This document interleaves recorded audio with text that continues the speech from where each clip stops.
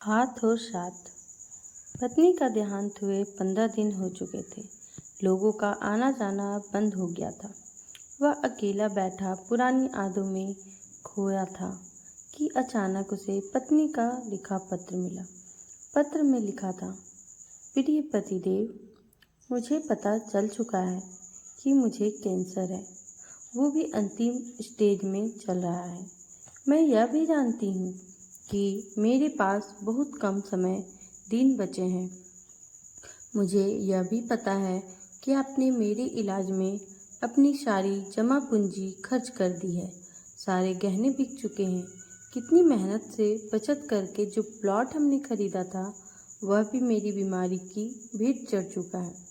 ये सारी बातें मुझे नहीं बताओगे तो क्या मुझे पता नहीं चलेगा? आपकी अर्धांगिनी हूँ। जिंदगी के 12 साल आपके साथ गुजारे हैं। आपके चेहरे को पढ़कर जान जाती हूँ आप किस हालत में हो, मगर मेरी मजबूरी तो देखिए। मैं आपके आंसू भी नहीं पोंछ सकती। आप अकेले में जब रोते हो तब छुप कर देखती हूँ, फिर खुद भी रोती हूँ। कमबख्त जिंदगी हमें किस मोड़ पर ले आई है। एक दूसरे का दर्द भी नहीं बांट सकते, आंसू भी नहीं पोंछ सकते। आप समझते हैं आपको रोते देखकर मैं कमज़ोर पड़ जाऊंगी। इधर मैं नहीं चाहती आप कमज़ोर पड़े। कितनी बेगानी हो गई हूँ ना मैं।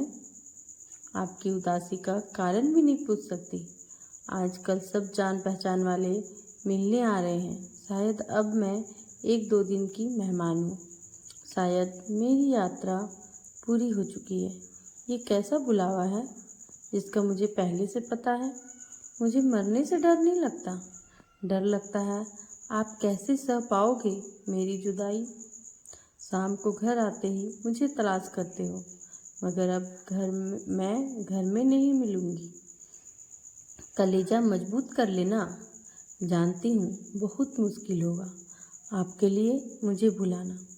2 दिन मायके चली जाती हूँ तो पीछे पीछे चले आते हो। अब तो हमेशा के लिए बुलावा आ गया है। हाथ और साथ दोनों छोड़कर जा रही हूँ, मगर आप हिम्मत मत हारना। बच्चे अभी बहुत छोटे हैं। उनसे कहना मम्मी भगवान के पास गई है, जल्दी लौट कर आएगी। मेरे चले जाने के बाद बिल्कुल भी मत रोना। कलेजे को पत्थर कर लेना। आप मुझसे कहा करते थे ना कि मैं बहुत डरपोक हूँ, बात बात पर रो पड़ती हूँ। अब देखो ना आपकी पत्नी कितनी मजबूत हो गई है, दुनिया से विदा होने वाली है। रात दिन दर्द को लेकर जी रही है, मगर एक बार भी नहीं रोई। सफ़र बहुत छोटा रहा, मगर क्या करूं, अब साथ नहीं दे पाऊंगी। इतना प्यार देने के लिए शुक्रिया। मेरे सारे नखरे उठाने के लिए शुक्रिया। मुझे टूट कर चाहने के लिए शुक्रिया। जानती हूँ आपको मेरी लत लगी हुई है। भुलाना बहुत मुश्किल है, मगर आपको खुद को संभालना ही होगा। मैं रोज़ आसमान से देखा करूँगी। टाइम पर नहाना, टाइम पर खाना खा लेना, क्योंकि आपको ये सब याद दिलाने के लिए आपकी पत्नी अब नहीं होगी। अब मैं ना रहूँगी। अब आलस करना छोड़ देना। जब तक मैं थी आप घर की हर चिंताओं से मुक्त थे। दोनों बच्चों की तरह आपका भी ख्याल रखना पड़ता था, मगर अब आप बच्चा बनना छोड़ देना। अब रूठना छोड़ देना, क्योंकि आपको मनाने के लिए अब आपकी पत्नी नहीं रहेगी। अब टूटना भी छोड़ देना, क्योंकि आपकी हिम्मत बंधाने के लिए आपकी पत्नी नहीं होगी। ए जिंदगी, तेरे सफ़र में इतने गम क्यों हैं? जो जीना ही नहीं चाहते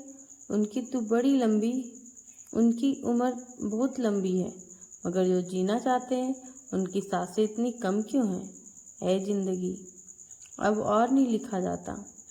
हाथों में दम बिल्कुल भी नहीं है, फिर भी लिख रही हूँ।